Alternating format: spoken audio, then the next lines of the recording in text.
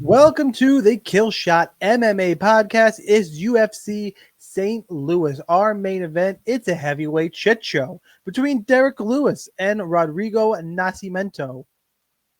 I give you guys a second to Google who Rodrigo Nascimento is. Oh, okay. Now that we are all caught up, we're still going to break down this fight, which, all jokes aside, is going to be a fun one. There are some absolute bangers on this card.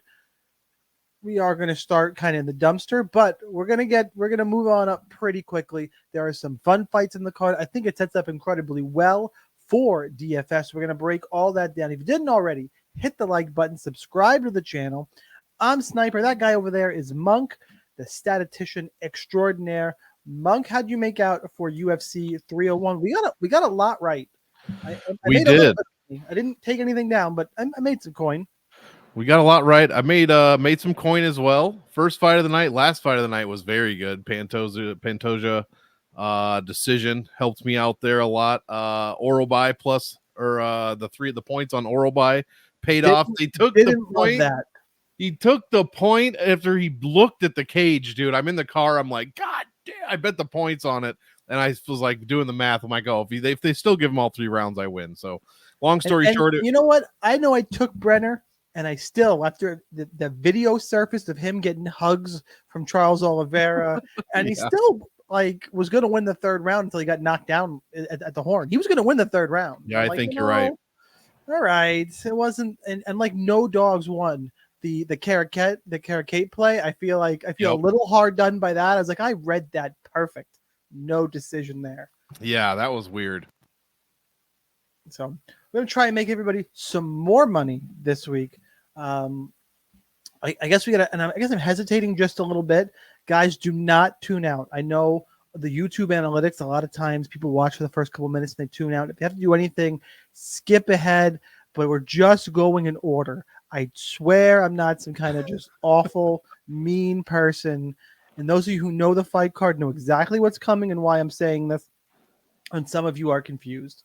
But without further ado, let's talk JJ Aldrich and Veronica Macedo Hardy. Interesting here in that JJ Aldrich is a small underdog. I'm just I had to flip over to Fight Odds just to make sure that this is still accurate. Plus 115. Veronica Hardy is minus 135 on DraftKings. We are looking at 8,200 for Veronica Hardy and 8,000 for JJ Aldrich. Monk, I won't be mean. You went first last week at the main event. I'll go first this week. I will attack this shit show. And there are a lot of good fights to target on this card. This is not one of them. I talked to Geek, by the way, who is still on the IR. Going to be away anyway this week, so doing it without him. He did say he liked JJ Aldrich a lot this week. And I'm like, wait. She doesn't score other than the fight against Na Liang. And no one should count that fight because everybody scores $120 against Na Liang. And he goes, no, more from a betting perspective. And from there, I do tend to agree with him. Hardy needs to get this fight to the ground, and I think JJ's got a good enough takedown defense to keep it up. From there, I think JJ wins a boxing match. It scores shitty on DraftKings. There's one of those interesting things where I'm picking JJ to win the fight. I agree. I think there's value on her as a dog, but if their paths to victory, Hardy's the one who would score more if she does win the fight because it's probably via takedowns and some control time or a submission. So Aldrich's the pick. Hardy the better DraftKings play, but don't play much of this fight anywhere. Monk, what do you got? Yeah, I pretty much agree, and I'm gonna turn the camera off, and after I'm done here, and my allergies just went absolutely nuts as soon as we started hitting record. So I'll be right back, and I won't take up any of the show. But yeah, I like Veronica Hardy, man. I just don't, like you said, JJ Aldrich is just never a good DraftKings prospect. I mean, only once, I think, out of her, it looks like 9 wins, in the UFC, has she scored over 100 points. Hardy's never scored over 100 points, it looks like. Is that right? Yeah, I guess that's right. She never got Na Liang. Yeah, that's true. And and Aldrich's takedown defense isn't anything like great. It's not even 70%. I think we're at 60 67%. So yeah, it's really not great at all. She's allowed 12 takedowns on 36 attempts. 3 of those were to the aforementioned Na Liang. I agree completely. I think Hardy, if she wins, she has the higher ceiling. And I do think she wins, but I don't think that ceiling is going to be very high. Hardy by decision. I mean, you can probably expect 65, 75 points here, something like that. So yeah, I want to see her win, but I'm not really interested in rostering either one of these ladies for DraftKings. It's still really hard not to call her Veronica Macedo, and it's still not the biggest name fuck on the card, who we're going to get to in a little bit. I want to keep calling her Veronica Vaughn, so I don't know. There's that you just dated both of us because I thought it was funny. There's at least one 20-year-old going, what the fuck are they talking about in Google? Yeah, right. I don't even. Do kids still Google? I don't even fucking know. I don't know. They might have taken it away. Yep. Let's move on. Well, Mung gets his medication, I assume. Oh no, you go ahead. I'll do this one and then hop over. Oh shit, he's gonna power through. A true professional, and you're gonna power through Jared Night Train Gooden. He's a dog still though at plus 185, taking on Kevin Jette at minus 225. Getting kind of the build up, the prospect build treatment here. I think is Kevin Jette 2-0 in the UFC. I keep thinking he's fights out of Auckland, New Zealand from France. I just always picture him as just French upon French, and the New Zealand thing. The New Zealand thing throws me off. Like sitting kickboxing. What happened here? A DraftKings salaries Jette is 9,200 and Gooden is 7,000. Monk, you are first. Yeah. At first, when I first looking at this, I'm thinking, okay, Jussette's gonna have trouble paying off that 9,200. Gooden has been finished via KO twice in his pro career. I'm not really expecting I think Jette has to pay it off 9,200. He has to get a first round, maybe even a second round finish, and I'm just not sold on that. I do think Kevin Jette wins the fight, and I also think Jared Gooden could be a decent punt play. I'm not saying kill shot or big dog, but I'm saying punt play at 7K just because we've seen him finish before, obviously, or not obviously, but I think Jette. Or I don't think much of the Wellington Turman win. It did look good. It was a good win for Gooden, but Wellington Turman's not like cream of the crop, as they say. And then his only other win in his last 5 is Nicholas Stoltz. Like you said, I think they're building Jette up. I think this is a good spot for him, but I also kind of think this one goes a little bit longer. And like I said, if there's no finish in the first 10 minutes, I really don't think Jussette's going to be able to pay off that 9,200. While Gooden could pay off 7K with almost any type of win, except for an extremely low scoring decision at 7K. So I really am not too excited about this one. I like the Jette side a lot, and I will have him rostered. Has made optimal in both of his UFC fights so far, but it's going to be pretty tough at 9,200. Yeah, I'm on the Jette side as well, but it's not a good fight to target, in my opinion. You got really the 9K range. There's some better fighters to target, and the mid range, the high mid range, like not the dead mid range like Alder and Pennington Torres, which is what I was alluding to earlier. But once you get past those two mid range fights, the fights between that, like between the mid range and the all the way to the top range, that kind of whatever you want to call it, upper mid and upper and I don't even know how to describe it. You kind of get what I'm saying at that kind of sure 8,400 to 9,000 ish range is loaded. And same thing, there's plenty of live dogs from 7,200 to whatever the equivalent is to like 78. We have a lot to target in there. And I think Jette wins the fight, but to your point, I think he's going to struggle to score very large. I think he's a little bit better in the striking. I think he's a little bit better in the grappling. Like, I don't. Gooden is well rounded, and he's a veteran at this point, which is interesting because I feel like he's got 32 professional fights, even though he's a little bit younger than Kevin Jette. So fight age, I think he's older. Is he live? Sure. I struggle to see the winner of this fight putting up a massive score either way. So I lean towards Jette. It's just I'm going to be looking at other places overall. I feel like I gave it was not my best work, and hopefully I got the point across. Oh yeah, it makes total sense. I need we came up with plenty of terms the last few weeks. We need some for it's not the top range, but it's not the mid range either. Upper middle class, baby. Upper middle class. The upper middle class. God. You're not upper, but you're upper middle. You know who looks like he's in the upper middle class? Jake Hadley. That's who looks like he's upper middle class.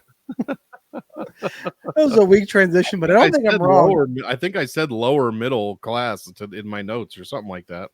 Did you? That's referencing that space today. And because it's important on this card.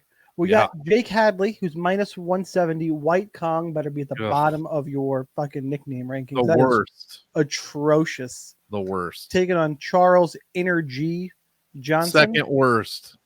I was gonna say it's pretty mid. Or I guess, what do the kids say? Is that cap? Is that how that works? Cap that it's pretty mid because it's dog shit. Did I do it right? I don't know. It sounded right to me, and I'm old. Moving on to DraftKings salaries for this one. White Kong is 8,600. Charles Johnson is 7,600. Charles Johnson is also owner of some of the worst fucking haircuts in mixed martial arts. Every time he comes out is wild. I do think he wins this fight. It's the first dog I'm picking. There are quite a few I'm picking, and one that I can't wait to just upset everybody and make everybody's buttholes clench. It's going to be fun. Look, Hadley struggles against guys, Johnson struggles against guys who hold him down. I don't think Hadley's that guy. I think they're going to be on the feet. Johnson all of a sudden showed he's been working on his grappling last fight. He got a couple takedowns himself because of how he was exposed to fights before that. I don't think Hadley's going to hold him down. I think they're going to be on the feet. Johnson's explosive and fun on the feet, dynamic. I think it's a really close fight. Hadley, I'm guessing the bookmakers see the recent, the lost 3 of the last 4, and then he can be held down. I question whether Hadley can do that. If he goes out and holds Johnson down, I'll be wrong, but I don't really see it here. Again, not a great fight to target. I'm the first 3 or 4 fights of this card. I'm going to just be hoping we see first 5 fights. I think I'm just going to be like decisions, no score. I want 5 to 6 people in all my lineups. Nobody score big. And I'm just going to jam everybody in late. And we'll go over those fights. But for me, I'm actually going to take a dog shot on Charles Johnson. The fact that I'm picking the dog is really why I have really any interest in this fight. Monk. Yeah, Sam, I actually also picked Charles Johnson. I had to go back and check because I honestly didn't remember, even though I did my notes like 11 hours ago. After a work day, it might as well be 36. Yeah, both guys lost to Cody Durden. So that'll tell you something. I completely agree. Hadley, Johnson struggles when he's on the ground. Hadley has not landed any takedowns. The only control time he's landed that's of any note is 25% against Alan Nascimento. And if you know who Alan Nascimento is, he's not Rodrigo Nascimento, but he does like to grapple and loves to be on the ground. So that's not too surprising there. Otherwise, it's basically 0 control time. I'm not expecting that at all from Hadley. Therefore, I think Johnson, and that's exactly the kind of game plan that's going to give Johnson a chance to win this fight at an underdog shot or spot at 7,600. He is 0 for 7 out of making the optimal lineup since 2021. I'm not expecting his first That's not good. Here. No, I'm not expecting his first time here. Hadley actually made it once. Must have been actually, I don't know if it was Gordon or Candelario. He was 93 and 92 in each of those fights, which is crazy. Now he's 86. So either way, I'm not excited. I'm hoping for a double KO because I'm not a fan of either of these guys. But if I have to pick one, I'm gonna hoping for a double KO. That's savage. Yeah, double KO, DQ. No one gets a bonus points, and me and Sniper are happy that everyone scored like shit in this fight. But if I have to pick a winner, it's Charles Johnson and the Chia Pet on the back of his head at 7,600. I can't wait to see what he comes out in weigh-ins. Like he just. You think he probably wears curlers in that thing? Maybe that'd be a better nickname. Again, Charles Chia Pet Johnson. Yeah, for sure. Let's move on. Let's talk about Trey the Truth Waters. Holy shit, these nicknames on this card are fucking bad. Yeah, it's bad. God, you know who wins? The best nickname I've seen, I think, is Billy Goff, and he doesn't fucking have a nickname. Yeah, sounds like a local rapper that's not going to get signed. Trey the Truth. That is, but Trey the Truth is a favorite in this fight. He's minus 160. The comeback on Billy Goff is plus 135. Waters is 8,800 on DK. Goff is 7,400. To use some of the more of that young kid slang we talked about earlier, this fight to me is very mid. It's mid. It's just mid. I don't know how to elaborate on that, but I feel as though this is mid. Yeah, it's probably going to be pretty mid, as they say. Billy Goff, I mean, yeah, scored 116 against Yusako Kinoshita, first round KO. Everybody's on him.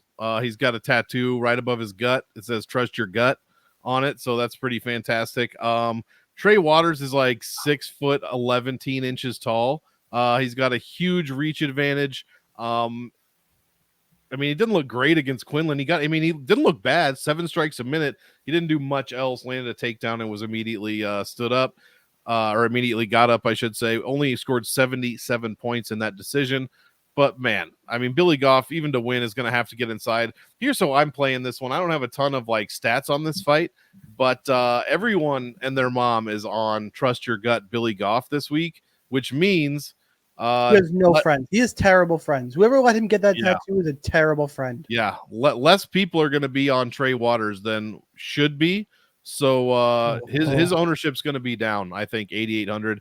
I don't mind a little bit of him. I want to see what ownerships are at because I know Billy Goff is going to be much higher owned than I personally have him at. Is he? See, I've not been in the echo chamber this week. Is he really that popular? I haven't been in the echo chamber. Everybody's on Goff, dude. People are sending me unsolicited messages about how Billy Goff is going to win this week. It's just wild. It's crazy because he beat Yusaku Kinoshita apparently. So now he's like the best. So yeah, I don't know. I'm picking Trey Waters. I'm hoping to get some leverage on him. If he can land a shot, I mean, if Billy Goff comes in with his head up, you know, this is concerning. I'm hoping. What's like that? Right here, this is where I'm going to start my breakdown. That's what I'm saying. Trey Waters is a fucking giant. For ridiculous. One He's 6'5". I was like, what weight class are we fighting at? That he's 6'5"? What's happening? Yeah. And yeah, 4.5 inches of reach, 7 inches tall. He's going to be massive compared to Billy Goff. And what really, you have to kind of target this fight. So you know what? This is the first fight I want to see them scoring. Because I think you do have to target it too. It's minus 200 to end inside the distance. It's worth a look. And if you're telling me, now that interests me, and I'm going to use the DFS Army ownership projections link down below. Sign up, use the code SNIPER, get you 10% off, get all the notes, domination station, all that good shit. I'm going to use the ownership stuff. Quite frankly, it's exactly. You see Trey Waters come in at 24%. Hit it, baby. See, I was hoping you were going to tell me Trey Waters is going to be like 15, and I can double it to 25, 30. If he's like 15, it's going to depend because there are some fights I want to absolutely load up on, but I can get behind being overweight to Trey Waters with this terrible fucking nickname. Because of that and how much bigger he's going to be. This is going to be a game theory play type of fight for me. Yeah, exactly. Mm-hmm. So that'll be my breakdown there. Let's move on to the name fuck of the card. Name fuck all you Tabitha Ricci Sims. By the way, good on her for picking a horrendous topology photo so people will stop jerking off to her. They won't. This is a smart move. You might as well try. This is Tabitha Baby Shark Ricci, minus 145. Take it on Tisha. This is like the only place it's not updated. The Tiny Tornado Pennington. That's what she is on UFC stats. That's what she is. If you click into the Tapology page, wait, this was Pennington earlier. I swear to God, this was Pennington. Yeah, they're slacking. So I know it's Pennington on UFC stats. And the sports books also have it listed as, let me make sure. Let's go to fightodds.io. This fight's still on. Sounds like Tapology doesn't respect the merit. What are you saying? Is the fight still on? I couldn't find it. Now it's listed as Torres. What in the world is happening? I swear just earlier. Did they get divorced? Did they get divorced in the last? And I don't keep up with the fighters' personal lives enough. But I alluded to it earlier. Now it's going to make me look fucking stupid. So that's fun. UFC stats still has her as Tisha Pennington. Yeah. I don't know. Look, it's the same Tisha Tiny Tornado. I'm just going to call her Tisha the rest of the time that we've seen be in the UFC forever. And she's only 34 years old. But she's been around. She's an OG. Fight breakdown. This one sucks for DraftKings. Aggressively. sucks for DraftKings. I will say I'm picking the dog here. I like Pennington. Mostly, Tabitha Ricci needs takedowns. I think Tisha will stop him and win a striking match. Very similar to the J.J. Aldrich pick. I'm picking both women's underdogs. And same thing. The difference here, it's funny, is that I said that Hardy was the better DraftKings play because of the grappling upside. You'd think I would say that against Ricci, except she's $400 cheaper or $300 cheaper, and that little bit of value and who's the favorite and who's the dog matters. I'm gonna say I like Tisha a little more because she's the underdog in this fight. That simple. Still a bottom of the barrel tier dog shit DFS fight. Monk, what do you got? Yeah, for sure. 17 of Tisha's 19 fights have gone to decision in her pro career. So we're not really expecting a finish. And unless Tisha, you don't get paid by the fucking dollar. Yeah, unless you're Sam Hughes, I mean, you're not you're not she's not scoring well at all, really ever. So I'm not too excited about that. Tabitha Ricci scored well against Jessica Penne, but that's about it. I guess you could say Maria Oliveira as well. But that might have been when she was also recording her TV show that she was on, Brazilian Survivor or whatever they were calling it. Yeah, I'm not interested in this one. I am going to pick Tabitha Ricci. Pennington's been off for over 2 years, had a baby, and I'm just not the most confident in that, so I'm going to have to see it. But again, for DraftKings, I could. Who doesn't respect women now, Monk? Not care less. Oh, I do. I don't want to see her get beat up after 2 years. 2 years off. Yeah, I'm on Tabitha Ricci. I'm not, this probably goes to decision. Winner scores 70 points. Not excited. No, you're down with this one? No, I'm kind of sad that we had Tisha the Tiny Tornado Torres. I mean, does it get much better than that for nicknames? No. The answer is yes, a little bit, but not much. And now it's just Tisha the Tiny Tornado Pennington. Womp womp. The Pleasure Man. Let's move on. Pleasure Man's work. Yeah. Let's talk Terrence T-Rex McKinney. Here we go. Plus 160. Esteban Ribovich. Minus 190. DraftKings salaries for this one. McKinney is the dog, so he's 7,300. Ribovich doesn't even cost you $9K at 8,900. Monk, you get the pleasure of breaking this one down first. All right. Well, this one's pretty easy. I'm on the Ribovich side. McKinney has approximately 2 minutes of submission ability, knockout ability, maybe less than that in fight IQ. I don't know. He in every single one of his fights, he makes me get my phone out and I'm texting Lou or I'm texting my buddy Tommy and we're both doing it like what we both get messages at the same time. What the fuck is this guy doing? It's always the same thing. No matter what, every single one of his fights. I'm not the most excited to play him, but I do understand that I have to play him because he has very good first round finishing upside, which gives him a very good ceiling at $7,300. I'd be a fool to say otherwise. So you absolutely have to play McKinney, even though I don't think he's good. I don't think he's a smart fighter, and I think Ribovich is going to finish this fight. So I'm on the Ribovich side. I think he's extremely well-rounded. And I'm excited to see him get it done against McKinney. But again, I might be knocking McKinney a little bit there, but you do have to play some of him. This is a great GPP fight, one you should definitely be targeting. Yeah, this fight is pure violence, and I love every minute of it. I came close to picking Terrence McKinney. I could not do it because of the fight IQ, but he's aggressive. He moves forward. He can strike. He can grapple. He's not as bad as people think. He puts on exciting fights, a little reckless and dumb. Sure, but he's not. I think that style, people lose his skills a little bit.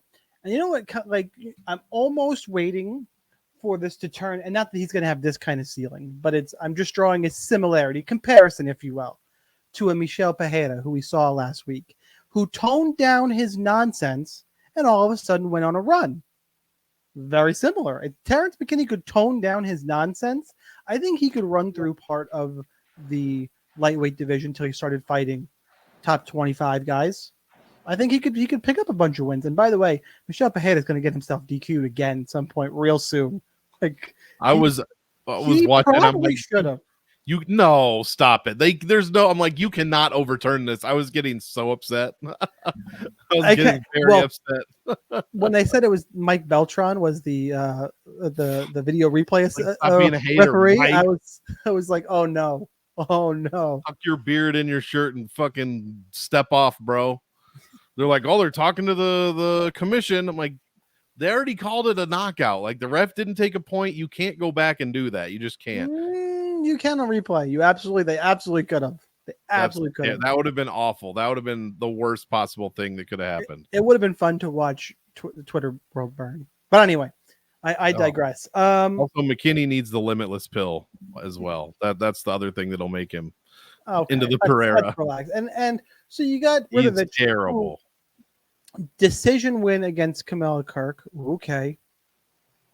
Decision loss to Loic Radzhabov, who we just saw relatively recently. He didn't look that great early.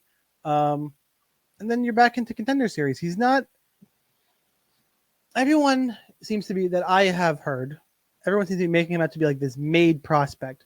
Look, the guy's fighting out of Peru and Argentina. Like, and I know Santiago Ponzinibbio from Argentina. And there are some guys who are good, but these regional scenes tend to be much more suspect than the American or even the British, or simply the Australian regional scene's not half bad either. Steve Erceg and some other, obviously, just people coming up. Like, they're all kind of growing there. Like, Argentina and Brazil are close. Two very different regional scenes, though, at least in my mind. So I need to see it from Esteban Ribovich. He looks good, but I don't think it's this giant smash spot where Ribovich should be minus 300. No, I think the line should probably actually be a little bit closer. I think I lined it at like minus 150-ish for Ribovich. I got it because of McKinney's fighting style. That being said, I couldn't pull the trigger on a McKinney pick because of that fight IQ, and just Ribovich just has to survive, and I do think he'll get to McKinney. But like Monk said, regardless who you're picking, play this fucking fight. This is one just load up on. I think it's going to be an 85 to 90% of my lineups. It's damn near an all in. Like, just this is a DraftKings fight to target. As is this one. Chase the Dream Hooper. Solid ass nickname, especially on this card, especially against Vyacheslav Borchev or Slava Claus. Thank you. Yeah, ass nickname. It is good nickname against good nickname for once. Oh, come on. Chase the Dream Hooper. Slava Claus is on such a different level than Chase the Dream. It's good. It's not even close. I think I've always liked Hooper's nickname. I've always liked Chase the Dream Hooper, especially we come in at 18 years old, however fucking old he was. By the way, I've said in other podcasts, pretty mid sniper. I will continue to say, it's not mid, and I will repeat it every podcast about Chase Hooper now till the end of the time. His fucking girlfriend or wife or whatever she is now, not mid. Oh yeah, at least in person, smoke show. Totally caught me off guard. Turned around in Vegas. There he is. And there is an 11. I'm like, what is happening in life? Should have been a fighter. Shit. No, I would be dead. All right, moving on. Really, the best tweet I saw about this fight, because this is a fun one. This is a meme-worthy fight. You got to give it up to Andrew Gumbus, who basically said this fight is something you would see a UFC 1, and they should let Chase Hooper wear a gi, because it is guy who just grapples and cannot strike against guy who cannot grapple and just strikes. It's wild. You see, there's videos all over the place of Borchev stuffing takedowns and then giving up his back repeatedly. In the Diakese fight, it happens. It happened in another fight. I saw. Was it what was the other Mike fight? Davis. Mike Davis. Yeah, it was like, I was like, he's stopping the takedown and then the guy's on his back. What happened? So, but Chase is trying to improve the striking, but it's not going great. I mean, good effort, buddy. And don't get me wrong, he beat the fuck out of me. So this is one where, because of those two very different outcomes, the winner is probably going to score very well. Unless, the reason why it's not an all-in fight, Hooper dominates Slava Claus. Slava Claus survives, doesn't score anything in round 1, and then knocks the shit out of Hooper in round 2 or round 3 and scores like 80 points. It's good. It's fine, but it's not break the slate worthy. Both guys have that ability here. in terms of pick, I always lean towards the grappler in this match, especially with how bad Slava Claus's takedown defense and grappling has looked. I'd be interested to see who's made the better improvements and who can get this fight in the realm that they want it. By the way, I don't think I did the odds for this fight because they almost don't matter. But Slava Claus is the favorite, 8,500. Hooper is the dog at 7,700, and I am taking Chase the Dream Hooper. I'm Jewish. Slava Claus not real. Well, don't bet him yet then, because nothing. You got nothing for that one. I thought Nope. I was proud of that. Don't bet it yet, because Chase Slava was minus 130. He was minus 150 this morning, and now Tapology is saying minus 180.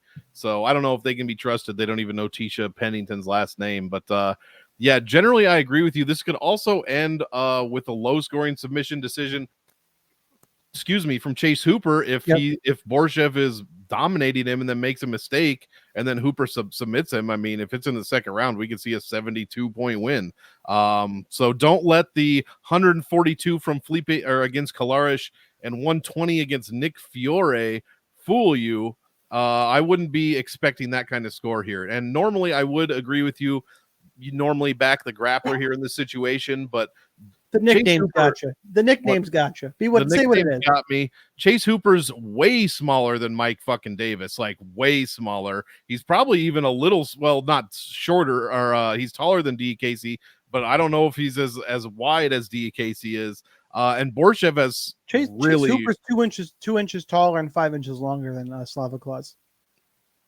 Yeah, I'm talking about against D Casey. I know he's taller, but he's probably not the bigger guy. And Borchev's striking is just, I think, way like levels above what Hooper's going to be seeing here. If Hooper can get a takedown, sure, then I agree. Hooper has the advantage quite obviously, but Borchev, I think he's with Team Alpha Male. Hopefully he's been doing nothing but improving his non-existent takedown defense. And for his what striking, it's worth, Chase Hooper is listed 3 inches taller than Mark DKC. No, I know, that's what I'm saying. He's taller than DKC, but I don't he's lankier, skinny. Yeah, exactly. He's saying Slava Claus is going to use that old man strength. Yeah, Slava Claus. All right. Yeah, Hooper is small. Hooper is he's not as small as he used to be, obviously, but he's still pretty small.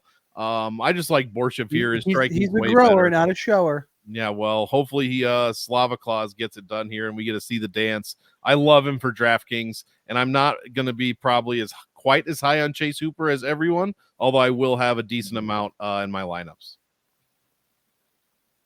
Let's go. Here we go. Here's the fight I was talking about. I'm going to go first on this one, and you're going to go first in back-to-back fights to even it out because people have to end with the sanity, because I think I have an insane take, but I'll explain to you my logic here. But let's tee it up first. We got Waldo Cortez Acosta, Salsa Boy, which, by the way, I love Mexican food and salsa. Not the best nickname, but it's a good one. Take on Robelis, the big boy, Despaigne. Despaigne is minus 170. Waldo Cortez Acosta plus 145. Over on DraftKings, we are looking at Despaigne at 9,000. The comeback on Waldo Cortez Acosta is 7,200. I put out a tweet that I see some similarities between Robelis Despaigne and Trevor Peak. And I think they're worth exploring. And somebody, of course, I was waiting for that. I mean, I was goading people. I can admit it. I was goading people. But it was like, oh, yeah, totally different caliber athlete. Totally the same caliber athlete. I'm like, no, that's not what I said. I get that Despaigne has been training Taekwondo forever and was in the fucking Olympic bronze medalist. I get it. What is similar is, one, the way they go forward and throw and look really defensively irresponsible. And that's a nice way of putting it. Both of them are incredibly defensively irresponsible, and I didn't expect that when I watched Despaigne because of the Taekwondo background. I wonder if it's because he has absolutely no fucking respect for anybody he's in there with, and you want to know why he would have no fucking respect for anybody he's been in there with. His first 5 opponents, 0-0, 0-0, 0-0. 1-0. His first 4 fights, he had 1 pro fight before him. Fucking 1. And then he fights Josh Parisian. Josh Parisian makes those guys look like Josh Parisian is the John Jones of Robelis Despaigne opponents. And Josh Parisian sucks dicks. Like, this is a massive step up in competition. Waldo Cortez Acosta, on the other hand, his one loss is to Marcos Rogerio de Lima. He knocked out Lucas Breshki. He beat Andre Arlovsky. Chase Sherman would be the best opponent that Robelis Despaigne has fought. Like, I get, like, to me, the point I'm making, Waldo Cortez Acosta is the first legit UFC fighter that Robelis Despaigne is going to fight. And he's doing it, really, in my mind, his second real fight, because the first 4, he may have been outside of a Denny's throwing hands. Like, what's going to happen when we go past 90 seconds, 30 seconds? Now, is there the possibility that I think Despaigne is going to do the same thing? He's going to go out, he's going to throw crazy, and is there a chance he knocks out Cortez Acosta? Yeah, when you blitz like that and you're that fucking big, and he is that athletic, he could 100% knock out Cortez Acosta. Get it. But what I'm saying is this line, people are telling me, somebody messaged me, this line should be minus 5,000. Can we fucking hit pause here? Like, he's minus 200 for a reason, one, and I think that's too wide. This is his first mixed martial arts fight. I get the hype. This is a big step up. You know how the UFC usually tries to build guys? This doesn't feel like the next right step to me. There's a lot of other things you could have done in this division to kind of feed him the next one. Yeah, put him against Breshki. There's a lot of other things we could have done. I don't like this because Cortez Acosta, he's not yet the gatekeeper. It's weird. And Cortez Acosta is a decent prospect. He just is. If I remember right, the Marcos Rogerio de Lima fight, he got his legs beat the fuck up in that fight. Mm-hmm. So what's gonna is I don't know enough. I don't think we have enough data here, and I think this line is a little bit wide. And no one what's the fight? The fight to end inside the distance is minus 800, and it's minus 225. Well, that should be minus 5,000. It's minus 225 to end inside 1.5 rounds. You have to play it. And no one's going to play Cortez Acosta at 7,200 with these odds. My point is, I'm pumping the brakes and saying, for all those reasons I just listed, make sure you get yourself some Waldo Cortez Acosta. And because no one ever fucking listens all the way through. I'll get heat for my opinion, and that's fine. That's what it is. My money, my DraftKings lineups, they're not going to be crazy sad that Despaigne won. I'll probably be underweight. If he's going to be 55% on, I'm going to have 40. Like, it's not the stand upon stands. I might sprinkle, Clint Diehard does a lot of the little sprinkle bets. I might put $10 on Cortez Acosta to win by decision. And that would be, what's his round 1 KO number? His round 1 KO number is plus 600. That's not good enough. Yeah, Waltez. It's where the hell is it? You know what's a good bet? I love this bet. Waldo Cortez Acosta scorecards no action, plus 190. There you go. Just don't get like that. Seems like I'm just free rolling at that point. Will you click on Despaigne's name for me on Tapology? It's right there. No, you had it. It's right. It's right. I forgot. Yeah. I just want to know and go down to his fights. I know they'll all fit on the screen for sure. There's a dead guy. There's a dead guy behind. You guys want to see a dead body? All right, so it is all round 1. I just wanted to make sure I wasn't confused. Oh, it was the first fight that almost went the whole round. That's what it was. Thank you. 12 seconds, 3 seconds, 4 seconds. Yeah. Any of these guys fight again? Let's do a quick, and then you can go. Let's see. Never fought again. No Cliff Lewis. Malumba. Travis Grigori. That dude's name. Go back up. That dude's nickname is Blackie Chan. Yes. It beat Blackie Chan. Oh, he won a pro fight. against an 0-2 guy by injury. Wacky Well, Chan. fuck. That didn't help. How about you, Stevie Payne? You never fought again. Cool. Cool. Miles Banks. These are all just AI fighters. Oh, Miles Banks did win again against a 1-2 fighter. So that's a decent win. And then you got Parisian. So all I'm saying is suspect. Did I sway you at all to at least play some Cortez Acosta, Monk? I mean, absolutely. And your argument did help. I will be playing. I was going to be playing some anyways because I kind of agree with you. All of what you said, let me start with, I'm picking Despania to win. Let me just start with that. I'm not going as across the other side of the spectrum as you, but I definitely see where everything you said makes sense, and I completely agree.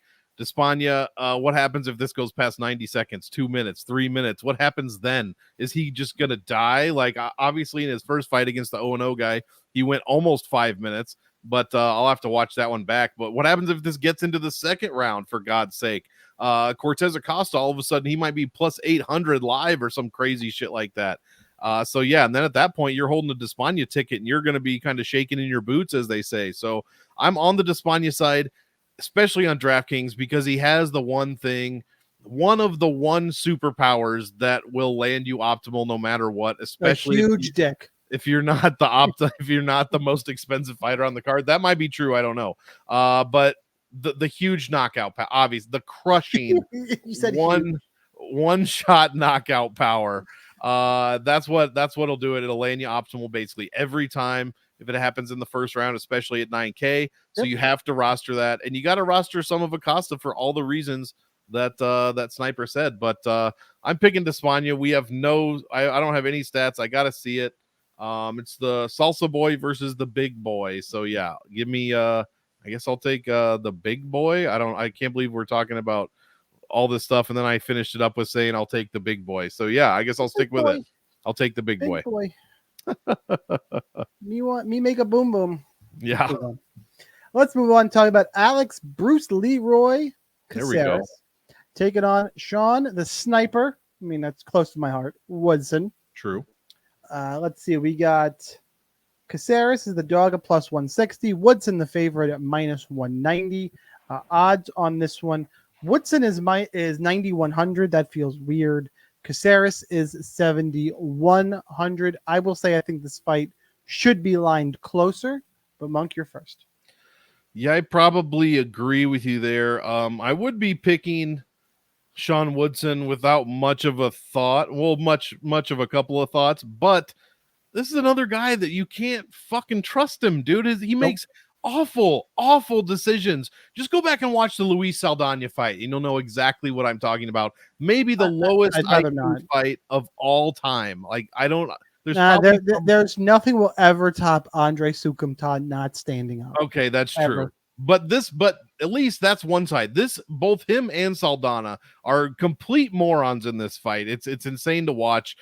So he can't be trusted even at 9,100. So moron fest. I mean, yeah, I like Alex Caceres. I've always kind of liked Alex Caceres. I mean, if you've been watching for as long as we have, he's basically been around. He might be, other than Jim Miller, Matt Brown just retired, he might be the longest tenured guy on the roster at this point. I'll have to check on that, but he's definitely up there for sure. And he's only 35 years old. Guy's got 1 million UFC fights. Only has lost in his last 5 to Sadiq Yusuf and Giga Chikadze. So we're looking decent there. I like his style.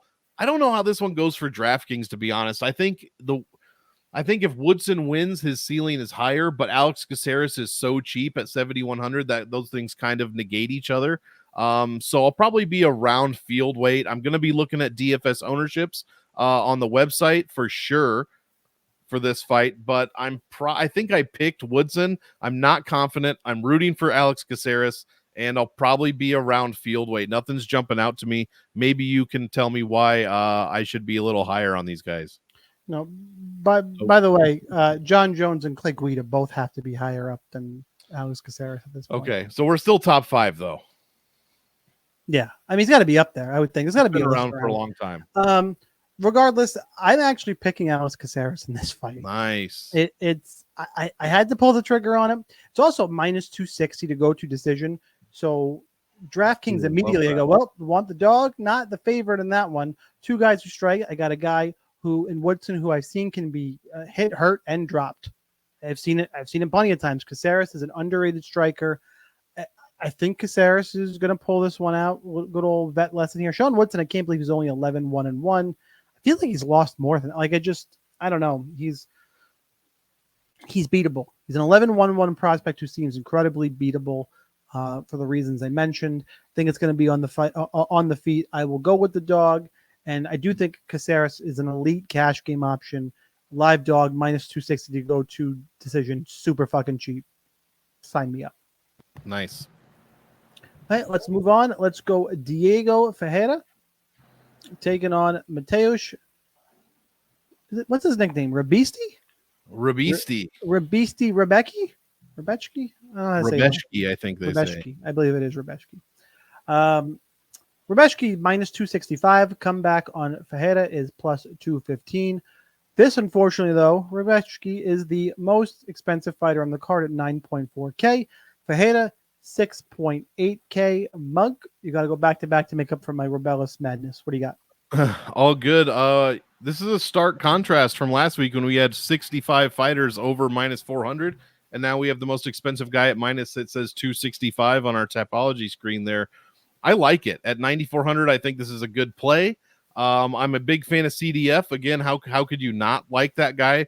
But look who he's losing to and how he's losing. Mateusz Gamrot took him down 4 times. Gregor Gillespie, man, I wish that guy would fight again. Him and Zabit are the biggest what-ifs for me personally. I just love those guys. 4 takedowns landed against Gillespie, and then Benny took him down 5 times. What's Mateusz Rebecki do?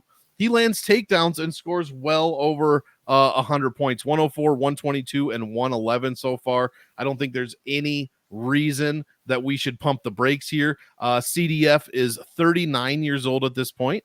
I'm not even sure I really like him for a pump play.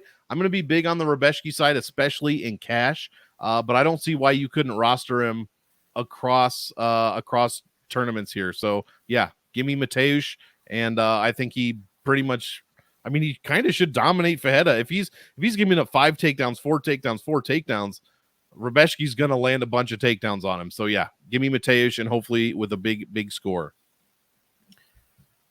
I just don't like the salary. I wish it was a little bit cheaper, but you make good points. I do like Rebecki. I think he's going to get takedowns. The problem is there are some other banger spots. There's a couple still coming. We've already covered Ribovich, McKenna, Acosta, Despaigne. We got the main event to talk about, the co-main event. Like there's Chase Hooper and Slava Claus. Like there's some great spots to target. This one's just, it's good. And he's really expensive. I keep toying. My initial thought was when it was to be underweight on Rebecki. I see so many other big scores out there. He's not a priority for me. I do think he wins. You also got Diego Ferreira as a pretty big step up in competition. I know Ferreira is old. I get it. Is he tough enough to just make it life difficult on Rebecki to pay off 9.4K? I think he could. I'll likely be a touch underweight to Rebecki and probably not have much Ferreira at all and just kind of move on. But it's one I am rethinking as the week goes on. But that has been my initial read on this fight. Another fight you have to target. The last 3 fights are all fantastic DFS fights, in my opinion. Alonzo Atomic Medfield taking on Carlos. I don't care. His nickname is Blackjack. I call him Blackjack because it's funny to me. It's Blackjack. It's Carlos Blackjack Olberg. -210 on Blackjack. Medfield +170. Line on this fight. Or DraftKings, they should say salaries. Olberg is 9,300. Medfield is 6,900. Medfield is on a nice little run, 4-0-1 in his last 5, but I think I know what he is. He's 36 years old. And I think, to me, this comes down to what do you think of Olberg, and I think Olberg is the real deal. If you don't, you'll be under. I think he is. I think he likely gets a finish here. The fight is... I'll roster some Medfield because if he wins, it's just going to be violence. I think there's going to be violence in this fight. Both guys have a good ceiling. This is just one of the expensive guys I am looking to target. I just think he's better than Alonzo Medfield. I think Medfield's going to grapple him. I've seen Medfield be in firefights with Sam Alvey, if memory serves. Right? Is that Sam Alvey? Am I thinking of somebody else? No, I'm thinking somebody else. What the? Who was throwing down stupid with Sam Alvey? Was it Ryan Spann? Yeah, that was it. I confused Ryan Spann and Alonzo Medfield. That's not racist. That's just a brain fart, guys. You just fought last week in your defense. Yeah. That's why I had watched that. Those two bled together. And I said it. I'm like, but Sam Alvey's a big boy. Anyway, moving on.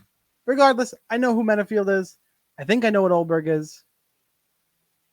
I like Carlos Olberg quite a bit. Monk, talk me out of it.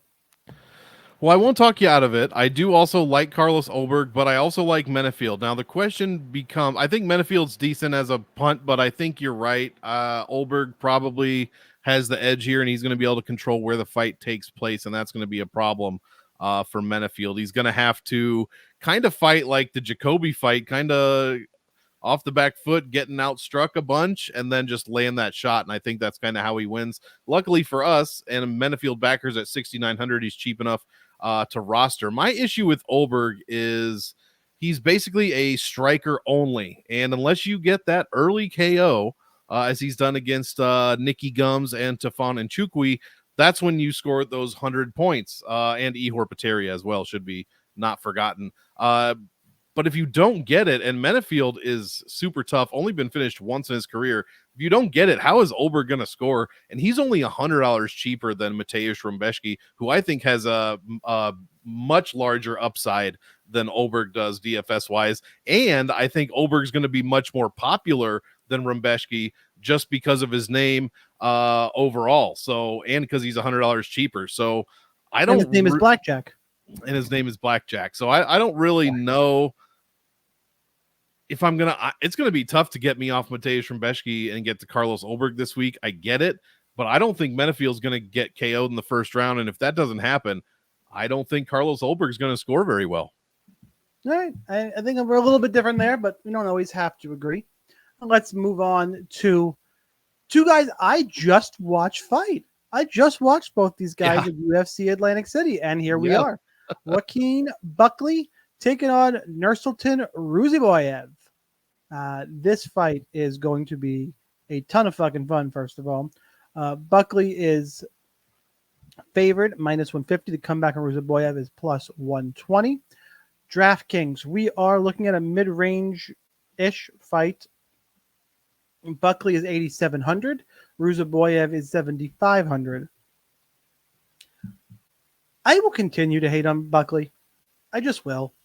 That Vicente Luque fight was fucking weird. It was the weirdest damn thing I've seen in a long ass time. I guess he broke him just mentally, and that was weird. Ruziboyev, on the other hand, is not going to get broken mentally. He's going to keep going forward. He's a fucking psychotic Uzbekistani. There were two Uzbekistani fans sitting. I had some friends there who were sitting closer than I was. They were, I hung out as long as I could. The prelims, main card fills up. I go back up to my seats. They had an Uzbekistan fan right in front of them. They showed up right for just the Nursultan fight. He knocked out Dumas in the first round, and they went, "Okay, see you guys," and they left. They bounced. Uzbekistan is, and you could see some they're filling up arenas in MMA. Like Uzbekistan is MMA crazy. Oh yeah, that's a weird segue. So I was very close for the Buckley Luque fight, which I still don't understand what happened. Buckley put out that April Fool's joke. Yeah, and I James was Krause like, happened. Yeah, and you know what? I was like, that makes more sense. And I baited people.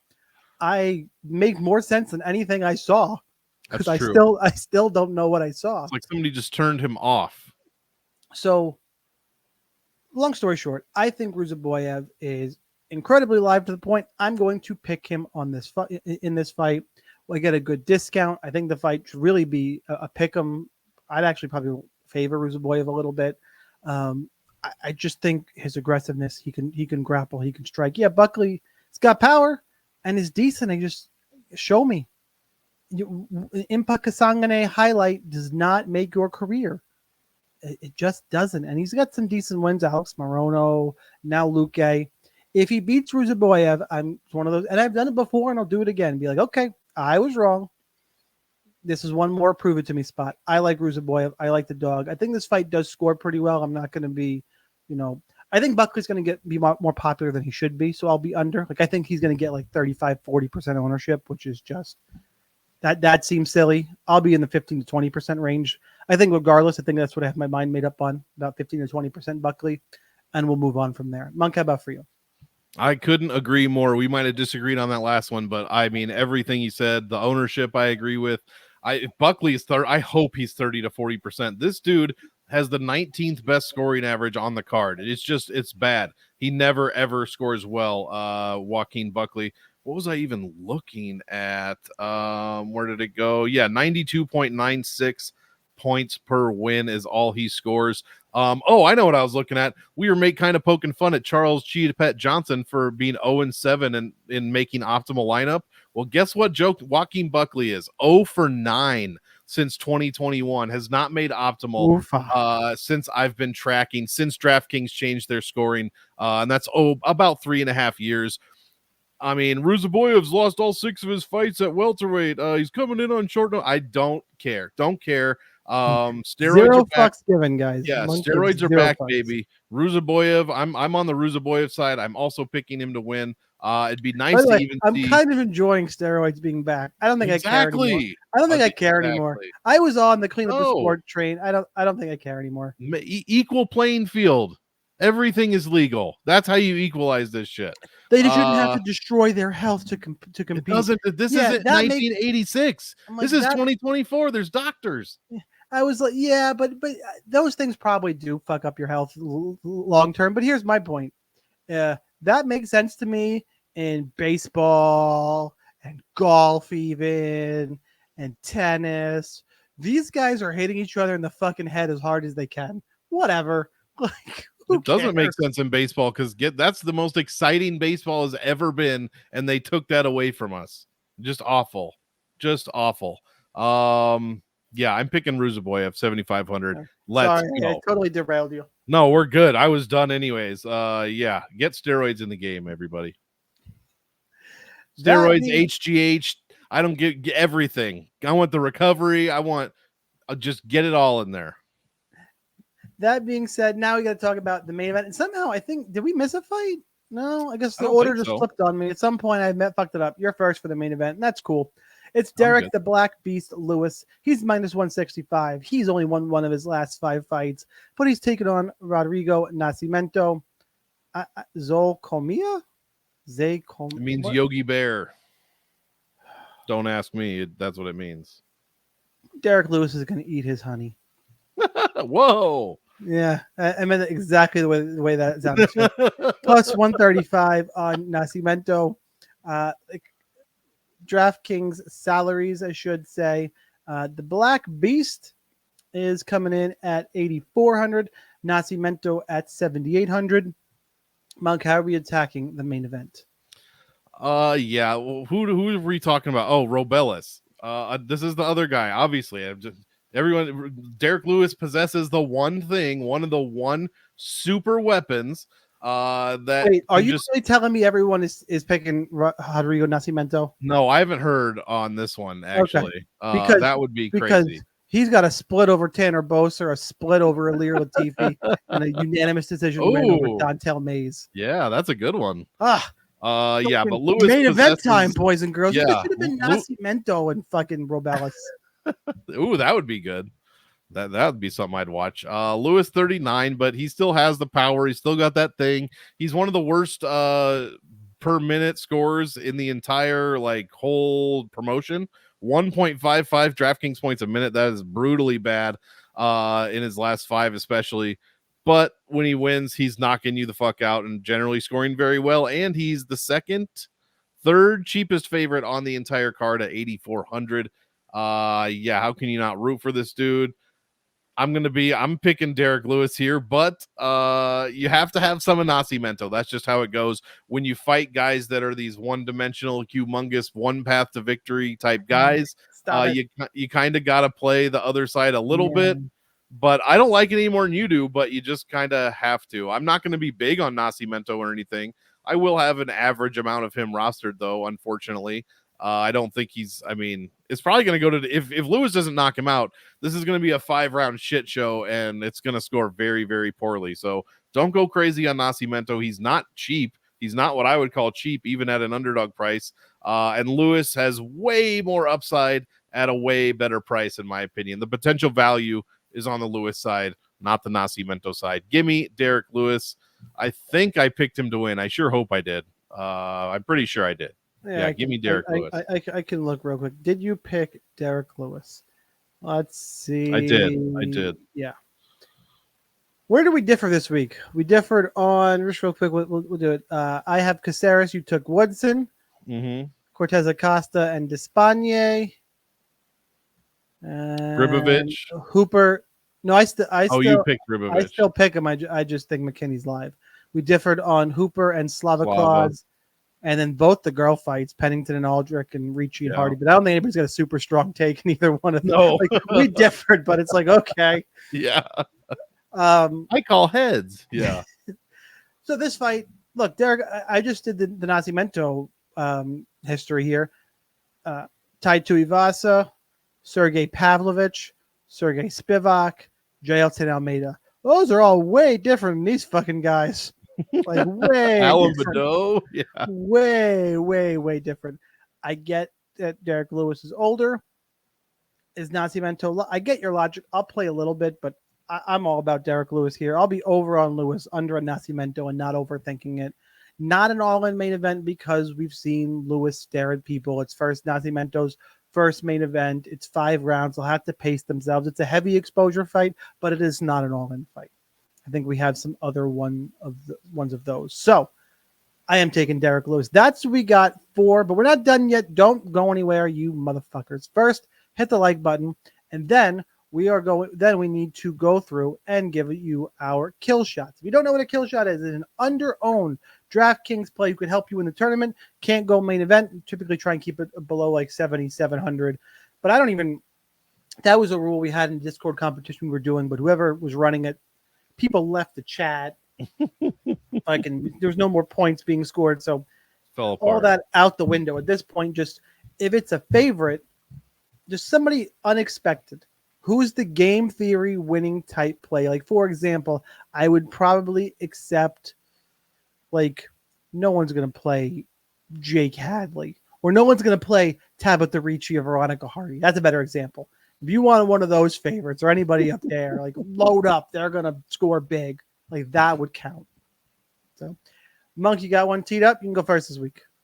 I do. It seems like there's a really obvious one towards closer to that 7,700 point.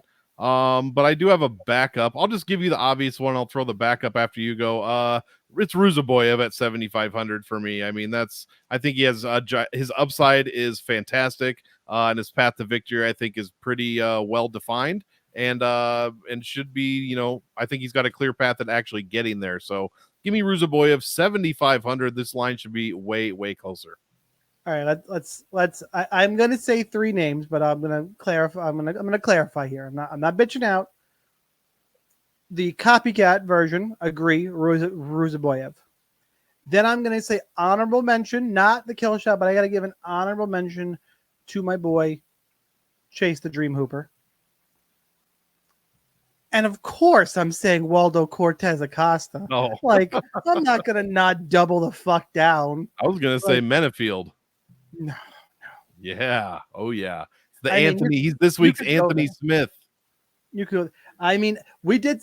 That one made me some money because I was over on Anthony. Didn't take a whole lot to do either. And we were like, Anthony Smith's been around a long time.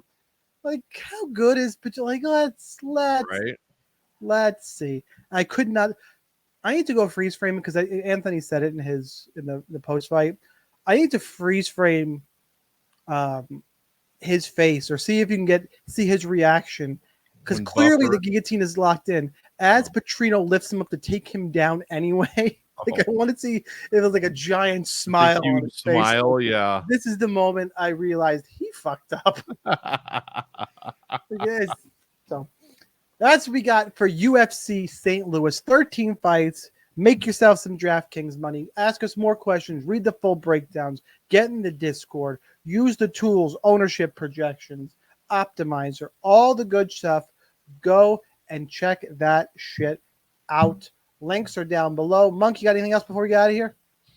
That's going to be about it. Bankroll or bust this week. We're recording tomorrow. Gordo won last week. He's the champion again. We'll have to see who's on it on a couple weeks. This is bullshit. Couple weeks we're going to see Sniper on there. I know it. Yeah, I told you after we talked last time. I don't know why I'm not. I should be on there every week. Well, there's a queue. There's a queue at the moment, but it's not a long queue. It's bullshit. I think you guys are just, you do need to have like a returning champion who can keep coming back until they can't. I do. That's Gordon. That's what we do. Oh, so but you and him are buds. If he loses, there's no collusion. I don't know what you're trying to imply here. Are we not going to? No, I'm saying. Does he go to the end of the queue like everybody else? Or is there a special Friends of Monk line? No, there's no special Friends of because Monk. I'll start sending you some craft beer, whatever the fuck you like. No, that'll do it. Yeah, you could be the first look one. Like a craft beer guy. You 100% look like a craft. Well, I don't drink, but I would if I did. I'd be a craft beer guy for sure. So fellas, I am reality TV show like MMA one, love sports, and I like reality TV. All those games and shit. Literally, right before we did this, I was a minute or two late because my daughter was making me apply for Deal or No Deal Island. Oh, nice. So hopefully I'm out for 3 weeks later. Let's go. That would be a good reason. It would be fun. So make sure you go check out Bankroll or Bust. Your channel's what? Monk Maddox. Monk Maddox. I'm probably going to do a rebrand. Nobody can say it. So it's all Monk good. Maddox. Go and check that out. Members, appreciate you. We'll see you in Discord this week. Good luck in those contests. We'll see you next time.